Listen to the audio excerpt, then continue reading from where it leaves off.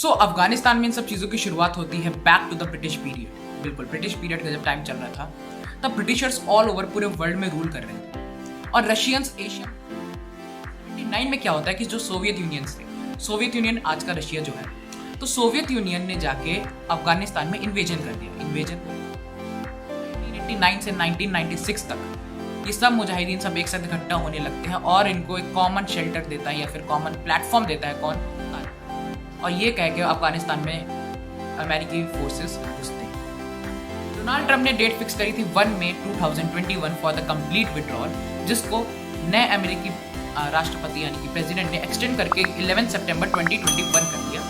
Hello everyone and welcome back to another video. तो जैसे कि हमने लास्ट वीडियो में बात करी थी यूएस विड्रॉल फ्रॉम अफगानिस्तान के हिस्टोरिकल पर्सपेक्टिव के बारे में, ये विड्रॉल प्रोसेस शुरू कैसे हुआ और उसके बारे में हमने थोड़ी और चीज़ें जानी थी, तो उसको कंटिन्यू करते हुए आज हम उसके इम्पैक्ट के बारे में जानने वाले कि इसका इम्पैक्ट अफगानिस्तान में क्या पड़ने वाला है, पाकिस्तान, चाइना, इंडिया, इन कंट्रीज़ में क्या पड़ने वाला है, साथ ही साथ तालिबान के आगे क्या दो पॉसिबिलिटीज़ खड़ी होती हैं और वर्ल्ड के आगे क्या दो पॉसिबिलिटीज़ खड़ी होती है, ये भी जानेंगे। और एक और चीज़ साथ में आएगी यहाँ पे कि रिसेंटली एक इंटरनेशनल एक्सपर्ट्स ने कुछ अल्टीमेट एम बताए हैं यूएसए के जो कि हो सकते हैं इस विड्रॉल के, हम उसको भी एक बार एनालिसिस करने की कोशिश करेंगे।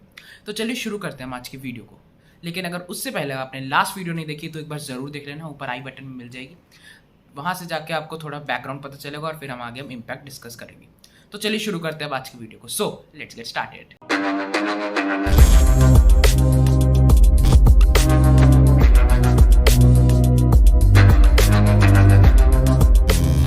तो शुरुआत करते हैं सबसे पहले अफगानिस्तान से कि अफगानिस्तान में इसका इम्पैक्ट क्या पड़ेगा।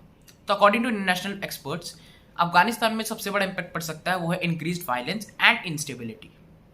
इंस्टेबिलिटी कैसे? क्योंकि पूरी पावर शिफ्ट हो जाएगी यूएसए से अब डायरेक्टली टू तालिबान।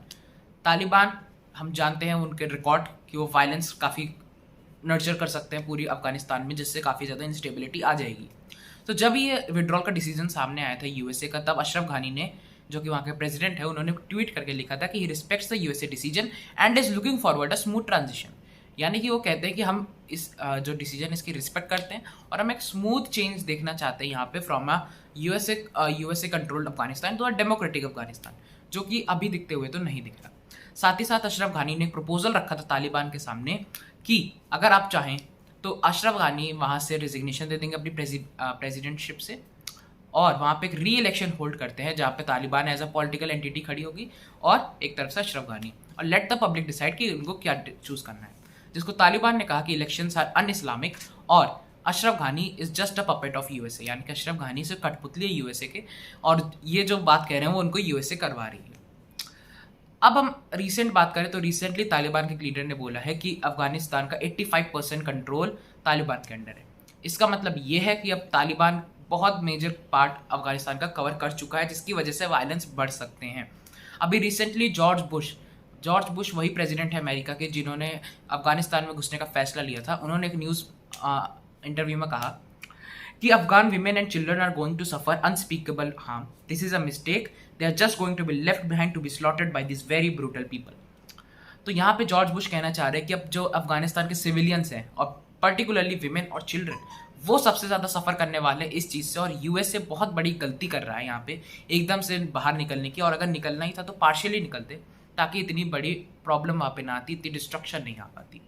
एक चीज़ और नोटिस की जा रही है जब से ये फैसला है और यूएस की फोर्सेस डिपार्चर करना शुरू हो गई अफगानिस्तान से, अफगानिस्तान में वायलेंस बहुत तेज़ी से बढ़ता जा रहा है, बहुत जगह वायलेंस हो गया है। रिसेंटली वहाँ पर हमारे एक इंडियन जर्नलिस्ट जो थे दानिश सिद्दीकी, उनको भी असैसिनेट कर दिया गया वहाँ पे एक तालिबान के पर्सन के द्वारा। तो यहाँ पे अभी ये स्पेकुलेशन लगाया जा रहा है कि अभी यहाँ डेमोक्रेसी की री एस्टैब्लिशमेंट के कोई चांस नहीं है, यहाँ पे वायलेंस और इंस्टेबिलिटी बढ़ती ही जानी है। अब बात करते हैं पाकिस्तान और चाइना का। तो पाकिस्तान की अगर बेसिक बात करें तो पाकिस्तान का बहुत बड़ा हाथ था तालिबान को बनाने में, तालिबान को पनाह देने में। जब तालिबान बहुत वीक पड़ गया था, तालिबान को आर्म्स एंड एम्यूनेशंस देने के लिए भी पाकिस्तान का बहुत बड़ा हाथ है। लेकिन पाकिस्तान के सामने कंसर्न भी, अगर अफगानिस्तान में ज़्यादा इंस्टेबिलिटी आती है तो वहाँ के लोग रेफ्यूजी के लिए पाकिस्तान में ही जाएंगे, क्योंकि पाकिस्तान से बॉर्डर अटका वहीं पे लगा हुआ है, तो वहीं पे जाएंगे ज़्यादा से ज़्यादा रेफ्यूजीज़, जिसकी वजह से पाकिस्तान में डेमोग्राफिक क्राइसिस आ सकता है। तो एक ही कंसर्न यहाँ पे दिख रहा है पाकिस्तान के सामने। चाइना की बात करें, चाइना ने पिछले कुछ सालों में अफगानिस्तान में अपना इन्वेस्टमेंट बहुत तेज़ी से बढ़ा दिया है, specially through it's belt and road initiative, जिसमें वो पूरे एशिया और यूरोप को कनेक्ट करके डेवलप्ड डेवलप्ड एरिया बनाने की कोशिश कर रहा है। तो यहाँ पे चाइना के लिए भी कंसर्न ये है कि चाइना में जो प्रोविंस है जिनजियांग, वहाँ पे उइगुर मुस्लिम्स के ऊपर बहुत ज़्यादा अत्याचार होता है चाइनीज़ द्वारा। तो वो लोग जाके अब अफगानिस्तान से मिल सकते हैं या फिर उनसे मोटिवेशन ले सकते हैं तालिबान से, और चाइना के लिए अनरेस्ट क्रिएट कर सकते हैं। लेकिन कंसीडरिंग कि चाइना इतना ह्यूज अमाउंट ऑफ मनी यहाँ दे रहा है, तो ये बहुत मुश्किल है कि तालिबान उनकी मदद करे। अब यहाँ पे कुछ इंटरनेशनल एक्सपर्ट्स ने एक टर्म कॉइन किया है जिसका नाम है carrot stick approach. Carrot stick approach क्या है? कैरेट यानी गाजर। तो जो चाइना इन्वेस्टमेंट कर रही है अफगानिस्तान में, गाजर की तरह है अफगानिस्तान के लिए, और स्टिक होगी कि वहाँ से गाजर रोक देगी पाकिस्तान बीच में अगर अफगानिस्तान उनकी बात नहीं सुनेगा। क्योंकि हम जानते हैं कि पाकिस्तान और चाइना कितने घनिष्ठ मित्र हैं, कितने प्यारे दोस्त हैं वो। तो अगर वहाँ से गाजर फेंकी जा रही होगी, यानी कि इन्वेस्टमेंट्स आ रहे होंगे, तो पाकिस्तान उसको बीच में स्टिक से रोक सकता है अगर अफगानिस्तान पाकिस्तान की बातें ना माने। तो एक ये अप्रोच यहाँ पे दिख सकती है, ऐसा इंटरनेशनल पॉलिसी मेकर्स का मानना है। अब बात करते हैं अपने देश इंडिया की कि इंडिया पे क्या इफेक्ट पड़ सकता है। तो जब ये ट्रांजिशन की बात आई थी, transition from USA to Taliban, तब अशरफ घानी जी ने एक स्पीच में कहा था कि should we not get to a stage in the peace process with Taliban, then maybe a time will come where we would be seeking India's military assistance in the years ahead। यानी कि यहाँ पे अशरफ घानी जी कह रहे हैं अगर हमारे पीस टॉक्स तालिबान से अच्छे नहीं चलते, कुछ डिसीजन नहीं आता, तो हमें इंडिया का मिलिट्री असिस्टेंस चाहिए होगा। यहाँ पे उनका मिलिट्री असिस्टेंस से मतलब है टेक्निकल और मिलिट्री ट्रेनिंग का। टेक्निकल और ट्रेनिंग सपोर्ट चाहिए होगा ना कि हमारे ट्रूप्स वहाँ पे जाएंगे लड़ने के लिए, हम उन्हें सिर्फ टेक्निकल और ट्रेनिंग सपोर्ट दे सकते हैं अफगानिस्तान की आर्मी को, जिससे कि वो तालिबान से लड़ सके और डेमोक्रेसी एस्टैब्लिश कर सकते हैं। साथ ही साथ यहाँ पे एक चीज़ और हो सकती है कि कश्मीर में काफ़ी अनरेस्ट आ सकता है, कंसीडरिंग कि अफगानिस्तान का बॉर्डर हमारे पीओके से लगता है, फिर पीओके का बॉर्डर हमारे कश्मीर से लगता है, और पीओके में कौन, पाकिस्तान वो तो रास्ता खोल ही देगा अगर वहाँ पे वो लोग चाहेंगे। तो ऐसा माना जा रहा है कि तालिबान के साथ लश्कर तोयबा, जैश ए मोहम्मद, ऐसी जो टेररिस्ट ऑर्गेनाइजेशन है, मिलकर इंडिया के लिए सिक्योरिटी इशूज़ ला सकती है। सिर्फ सिक्योरिटी इशूज़ ही नहीं है, इंडिया ने भी काफ़ी ज़्यादा इंफ्रास्ट्रक्चर वहाँ पे क्रिएट किया है। वहाँ का सलमा डैम, अफगानिस्तान में पार्लियामेंट, अफगानिस्तान में बहुत से स्कूल्स बनाए हैं, और भी बहुत सारे इंफ्रास्ट्रक्चर बनाने में इंडिया का मेजर रोल था। साथ ही साथ अब यहाँ पे कुछ सॉल्यूशंस यहाँ पे इंडियन जो पॉलिसी मेकर्स है वो सोच रहे हैं। सबसे बड़ा सॉल्यूशन यहाँ पे यह आ रहा है कि तालिबान के साथ अब नेगोशिएशन करना होगा। इंडिया हमेशा से अफगानिस्तान लेड, अफगानिस्तान सेंट्रिक और अफगानिस्तान पीपल सेंट्रिक ऐसा कुछ अप्रोच चाहती थी इस ट्रांजिशन के लिए, लेकिन अब अगर ऐसा नहीं हो रहा है तो फिर अब तालिबान से जाके बातचीत करनी होगी, तालिबान से नेगोशिएशंस करने होंगे, ताकि वो तालिबान इंडिया के लिए कभी खतरा ना बन सके। और वहाँ पे अपने इंफ्रास्ट्रक्चरल डेवलपमेंट बढ़ाना ही होगा, इन्वेस्टमेंट बढ़ानी ही होगी, ताकि अफगानिस्तान इंडिया के प्रेशर के अंदर आ सके, मनी प्रेशर के अंदर, जो कि चाइना यूजुअली करती है। चाइना कौन सी पॉलिटिक्स खेलती है? चाइना खेलती है चेकबुक पॉलिटिक्स। चेकबुक पॉलिटिक्स यानी कि इतना पैसा दे देती है कि सामने वाली कंट्री उसके डेट के अंदर, उसके उधार के अंदर इतना दब जाती है कि फिर वो कंट्री उसके अगेंस्ट कुछ बोलने की हिम्मत ही नहीं करती। तो यहाँ पे करना होगा इंडिया को भी, जो कि ऑलरेडी बहुत सा खर्चा वहाँ पे कर चुकी है, मेजर पार्ट वहाँ का इंफ्रास्ट्रक्चर इंडिया का स्पॉन्सर्ड ही है। तो ऐसे ही वहाँ पे और इंफ्रास्ट्रक्चर बनवाने होंगे ताकि तालिबान इंडिया के लिए थ्रेट ना बन सके। अब तालिबान के आगे दो पॉसिबिलिटीज़ हैं, या तो तालिबान एक पॉलिटिकल एंटिटी या पॉलिटिकल प्लेयर के ऊपर राइज कर जाए, जो कि वर्ल्ड के लिए बहुत अच्छा होगा, लेकिन इसके चांसेस बहुत ही रेयर हैं। और दूसरी पॉसिबिलिटी यही है कंटिन्यू करे जैसे वो है, वायलेंस बढ़ाते रहे, टेररिस्ट ऑर्गेनाइजेशन कहलाती रहे, टेररिस्ट ऑर्गेनाइजेशन को पनाह देते रहे, और जिसके चांसेस बहुत ज़्यादा हैं। और अगर ऐसा होता है तो सिर्फ इंडिया में नहीं, पूरे एशिया में काफ़ी ज़्यादा थ्रेट हो सकता है।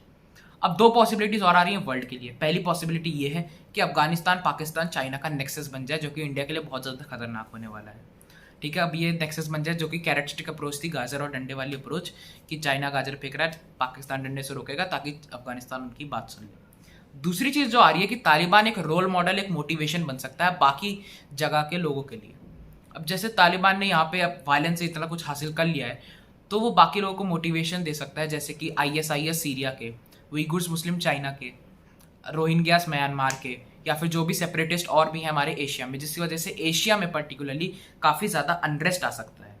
और जो चाइना का इन्वेस्टमेंट है, इसलिए चाइना में शायद इतना इम्पैक्ट ना पड़े, लेकिन पड़ भी सकता है अगर तालिबान को उनके इन्वेस्टमेंट से फ़र्क नहीं पड़ता और उइगुर्स मुस्लिम उनके अंडर आ जाते हैं, तो चाइना में भी काफ़ी मेजर इम्पैक्ट पड़ सकता है। क्योंकि चाइना में ऑलरेडी एक मूवमेंट चल रहा है, ईस्ट तुर्किस्तान इंडिपेंडेंस मूवमेंट, जो कि उइगुर्स मुस्लिम्स वहाँ पे कर रहे हैं for getting a independence from China, जो कि अभी उनके ऊपर बहुत सी एट्रोसिटीज़ कर रहे हैं।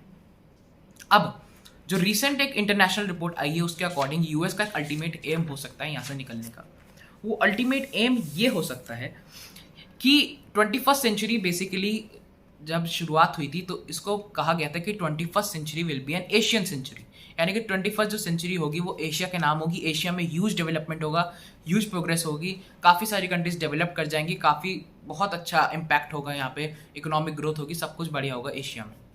इसकी वजह से क्या होगा, यहाँ पे बहुत सारे पोल्स ऑफ पावर आएंगे, यानी कि बहुत सी पावरफुल कंट्रीज एमर्ज होगी, चाहे वो इंडिया हो, चाहे वो चाइना हो, चाहे वो जापान हो। इसकी वजह से यूएसए को काफ़ी लॉस हो सकता है, जो कि अभी इकलौती वहाँ पे पावरफुल बन के बैठी है वर्ल्ड में। तो यूएसए हमेशा से एक यूनिपोलर वर्ल्ड में खुश रहना चाहती है, लेकिन बाकी कंट्रीज मल्टीपोलर चाहती है। तो अगर 21st सेंचुरी अगर एशियन सेंचुरी होती है तो वर्ल्ड मल्टीपोलर हो जाएगा, जिससे यूएस के स्टेक्स वर्ल्ड में कम होते जाएंगे, यूएस की पावर कम होती जाएगी। तो यहाँ पे ऐसा हो सकता है कि यूएस का टैक्टिकल चाल हुई है कि हम यहाँ से निकलते हैं, जिसकी वजह से अफगानिस्तान में इंस्टेबिलिटी आएगी। अब अफगानिस्तान की इस इंस्टेबिलिटी का जो स्पिल ओवर है वो रशिया में भी जाएगा, चाइना में भी जाएगा, इंडिया में भी जाएगा, जिसकी वजह से जो चीज़ थी कि एशियन सेंचुरी होगी उसमें थोड़ा धीमी रफ्तार से अब होगी। अब इस स्पिल ओवर से होगा क्या? इस स्पिल ओवर से ये होगा कि जो चाइना और रशिया ने कोलैबोरेट करके एक बेल्ट एंड रोड इनिशिएटिव बनाया है, जिसकी वजह से एशिया यूरोप का जो रीजन है, यूरेशियन रीजन है, बहुत ज़्यादा डेवलप कर सकता है। तो उसकी वजह से क्या होगा, अगर अफगानिस्तान का ये इंस्टेबिलिटी बनी रहती है, वहाँ पे ज़्यादा वायलेंस होता है, तो उसका स्पिल ओवर अगर जाएगा इस जगह पे भी जाएगा, तो इनका जो बेल्ट एंड रोड इनिशिएटिव है इस पर बहुत बुरा इम्पैक्ट पड़ सकता है, जिसकी वजह से ये डेवलपमेंट स्लो डाउन हो सकती है, जो कि अल्टीमेट हो सकता है यूएसए का। क्योंकि अभी हम ऐसे बहुत से स्पेकुलेशंस लगाए जा रहे थे कि as soon as covid will end, जो हमारी ये बेसिक कंट्रीज़ हैं, जो डेवलपिंग कंट्रीज़ हैं, बहुत तेज़ी से ग्रो करना शुरू करेंगी फिर से। लेकिन अब इनस्टेबिलिटी के बीच में ग्रो करना बहुत ज़्यादा मुश्किल हो जाता है, बहुत प्रॉब्लम्स आती हैं बीच में, क्योंकि बहुत बड़ा कारण बन जाती है इकोनॉमिक डाउनफॉल का। तो अगर ऐसा होता है और अगर यही एम अल्टीमेट एम है यूएसए का, तो ये बहुत बड़ा चिंता का विषय है बाकी कंट्रीज़ के लिए। अब यहाँ पे रिसेंटली जो बाइडेन ने भी एक स्पीच दी थी, जिसमें उन्होंने जस्टिफिकेशन दिया है कि अफगानिस्तान से निकल क्यों रहे हैं। तो जब जॉर्ज बुश ने कहा था कि ये बहुत बड़ी गलती कर रहे हैं, तब जो बाइडेन ने कहा था कि हमारा काम नहीं है कि हम दूसरे देश में जाके वहाँ की नेशन बिल्डिंग करें, ये हमारा काम नहीं है, वो उन लोगों का काम है, वो खुद करें। और दूसरी चीज़ उन्होंने ये कही थी कि हम एक और जनरेशन ऑफ सोल्जर्स को वहाँ भेजने नहीं दे सकते जो जहाँ के वहाँ पे अपनी जान दे दें। हम एक और जनरेशन ऑफ सोल्जर्स को अपनी जान कुर्बान करने नहीं दे सकते। तो बस आज के लिए इतना ही। तो आज हमने क्या क्या जाना, बेसिकली आज हमने जाना कि अफगानिस्तान पे क्या इम्पैक्ट पड़ सकता है, पाकिस्तान और चाइना पे क्या इम्पैक्ट पड़ सकता है, इंडिया का मेजरली क्या इम्पैक्ट हो सकता है, फिर कि तालिबान के आगे दो रास्ते हैं, या तो फिर एक पॉलिटिकल एंटिटी बन जाए, या फिर जैसी वो है वैसी कंटिन्यू करे। फिर वर्ल्ड के आगे दो चीज़ें अब आगे हो सकती हैं, या फिर अफगानिस्तान, चाइना, पाकिस्तान का नेक्सस बन जाए अगेंस्ट इंडिया, या फिर तालिबान, ISIS, उइगुर्स मुस्लिम, अलकायदा, रोहिंग्यास, इन सब टेररिस्ट ऑर्गेनाइजेशन का नेक्सस बन जाए और तालिबान एक फोकल पॉइंट बन जाए इन सब टेररिस्ट ऑर्गेनाइजेशन के लिए, जो कि पूरे एशिया में बहुत ज़्यादा अनरेस्ट, इंस्टेबिलिटी और वायलेंस फैला सकते हैं। फिर हमने जाना कि यूएस का अल्टीमेट एम क्या हो सकता है कि वो जो एशियन सेंचुरी है उसको स्लो डाउन करे, और हमने जाना कि जो बाइडेन ने क्या जस्टिफिकेशन दिया। तो ये सब चीज़ें हमने जानी है आज की वीडियो में। तो होप आपको ये चीज़ें समझ आई होंगी, इन चीज़ों के बारे में आपको भी नई चीज़ें जानने को मिली होंगी। तो अगर आपको वीडियो अच्छी लगी तो लाइक ज़रूर करना, शेयर करो अपने दोस्तों के साथ, ताकि उनको भी पता चले वर्ल्ड पॉलिटिक्स के बारे में। कमेंट करके बताओ कि आपका क्या पॉइंट ऑफ व्यू है इस चीज़ के बारे में, इंडिया को क्या अप्रोच यहाँ से फॉलो करना चाहिए टूवर्ड्स तालिबान। प्लस सब्सक्राइब कर लो और घंटा बजा दो नोटिफिकेशन का, ताकि जब नेक्स्ट वीडियो आए तो पता चल जाए। और कमेंट करके ये भी बता सकते हो कि आपको अगली वीडियो किस टॉपिक पे चाहिए, अगर आपको कोई पर्टिकुलर टॉपिक पे वीडियो चाहिए हो। तो मिलते हैं हम नेक्स्ट वीडियो में, तब तक के लिए stay home, stay safe and get vaccinated. This is Ayush Singh signing off. Fearless.